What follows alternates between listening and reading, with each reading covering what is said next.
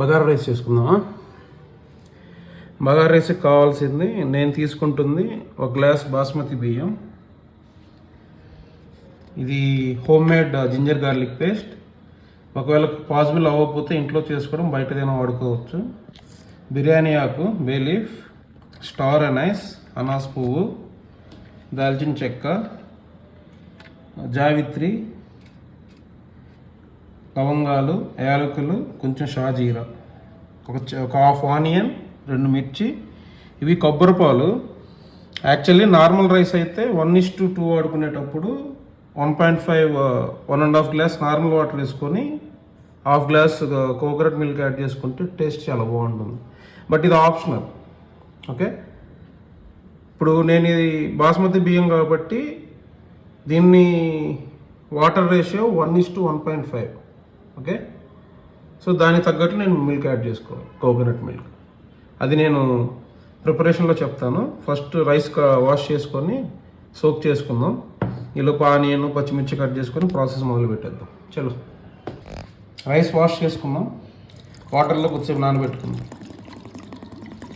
ఈలోపు ఆనియన్ ఏమో కట్ చేసేసుకొని ప్రాసెస్ మొదలు పెట్టాం. చాలా కోకోనట్ మిల్క్ నేను అవి ప్రిపేర్ చేసేటప్పుడు నాకు వీడియో రికార్డింగ్ కుదరలేదు. ఇవి జస్ట్ కొంచెం పచ్చి కొబ్బరి తీసుకొని కొబ్బరికాయ పగలగొట్టిన తర్వాత కొంచెం ఒక స్మాల్ కప్ ఆఫ్ కొబ్బరి పలుకులు తీసుకొని మిక్సీలో వేసుకొని కచ్చా చేసుకొని నెక్స్ట్ కొంచెం ఒక ½ గ్లాస్ కానీ ½ గ్లాస్ కానీ వాటర్ వేసుకొని బాగా మిక్సీ చేసి ఒక కాటన్ క్లాత్, కర్చీఫ్ కానీ ఏదన్నా అన్యూజ్డ్ క్లాత్లో పెట్టుకొని జస్ట్ పిండేస్తే కొబ్బరి పాలు వచ్చేస్తాయి.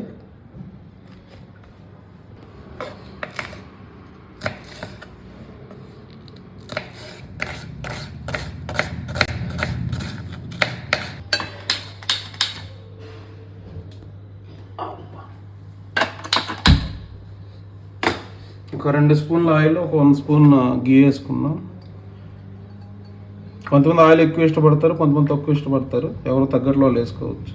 అండ్ దీంట్లో మేజర్ డిఫరెన్స్ ఏంటంటే పలావ్లో ఏమో ఆ స్పైసెస్ అన్నీ కొబ్బరితో కలిపి పేస్ట్లా చేసుకుంటారు. దీంట్లో జస్ట్ కొబ్బరి లేకుండా చేసుకుంటారు అనమాట. That is the only difference.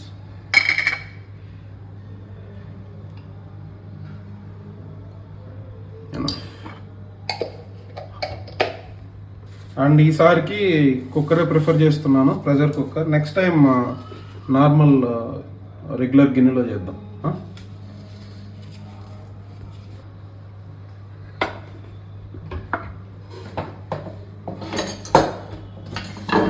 Oil heat అయింది. బిర్యానీ లీఫ్, స్పైసెస్ అన్నీ వేసేసుకోవచ్చు. యాలకులు, షాజీరా. ఆ మరాఠీ మొగ్గ ఇవి నా దగ్గర అవైలబిలిటీ లేదు. మరాఠీ మొగ్గ వేసుకోవచ్చు, దాన్ని ఏమంటాం గసగసాలు వేసుకోవచ్చు. బట్ ఇవి సరిపోతాయి యాక్చువల్లీ. ఇంకా అవన్నీ అడిషనల్ అనుకోవచ్చు మనం.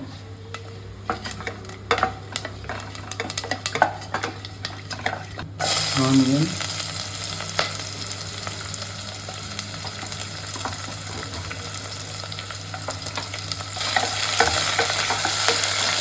ఆనియన్ కూడా యాక్చువల్ ఆప్షనల్. జస్ట్ స్పైసెస్, కొంచెం అల్లం వెల్లుల్లి పేస్ట్, దాంతో కూడా బగారా రైస్ చేసుకోవచ్చు.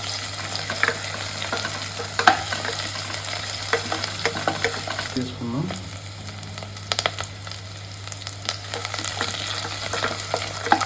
అల్లం వెల్లుల్లి పేస్ట్ ఇది యాక్చువల్ 2 స్పూన్స్.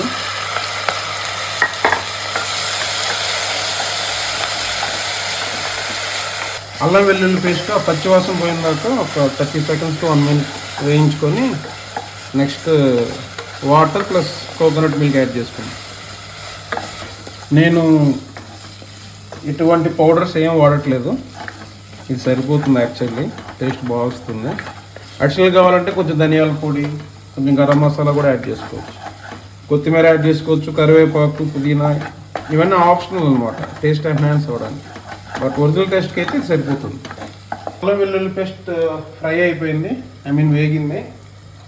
నేను ఈ గ్లాస్తో తీసుకున్నాను. దాంట్లోనే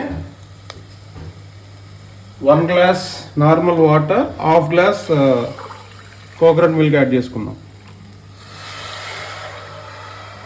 బాస్మతి రైస్ కదా 1:1.5. పొరపాటున 2 గ్లాసెస్ పడినాయి అంటే ముద్ద ముద్ద అయిపోతుంది. బస్ కలబెట్టుకొని కొంచెం సాల్ట్ యాడ్ చేసుకున్నాం.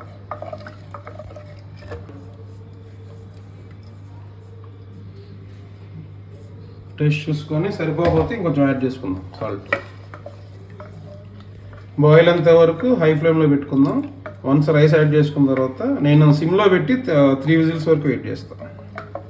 నార్మల్ బౌల్ అయితే గిన్నె అయితే కొంచెం 80% కుక్ అయిన తర్వాత కంప్లీట్ సిమ్లో పెట్టేసి మూత పెట్టేస్తే అదో ప్రాసెస్ అన్నమాట. లేదు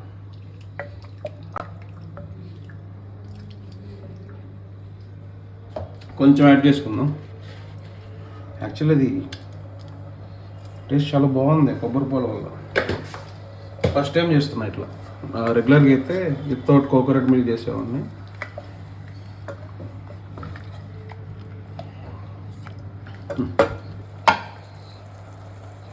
వాటర్ బాయిల్ అయింది. నానబెట్టుకున్నాం కదా బాస్మతి బియ్యం, ఆ వాటర్ వంపేసుకున్నాను, డ్రైన్ చేసేసుకున్నాను. రైస్ యాడ్ చేసుకొని ఒకసారి సిమ్లో పెట్టి కలబెట్టేసుకొని కుక్కర్ మూత పెట్టేసి సిమ్లో 3 విజిల్స్. పర్ఫెక్ట్.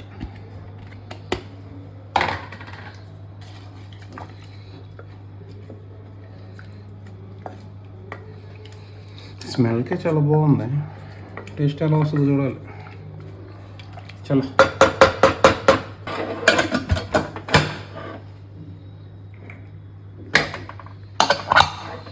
సిమ్లో 3 విజిల్స్.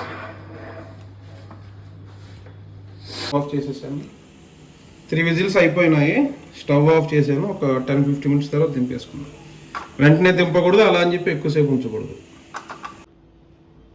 బాగా రైస్ రెడీ. చూద్దాం ఎలా వచ్చింది.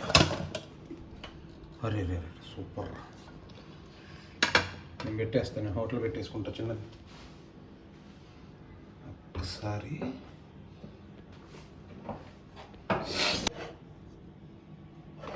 ఎంత పొడి పొడిగా వచ్చిందో.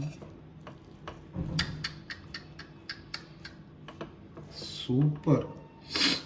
కూడా పెద్ద ఏం మారలేదు. ఇది ఓకే, ఇట్స్ ఫైన్.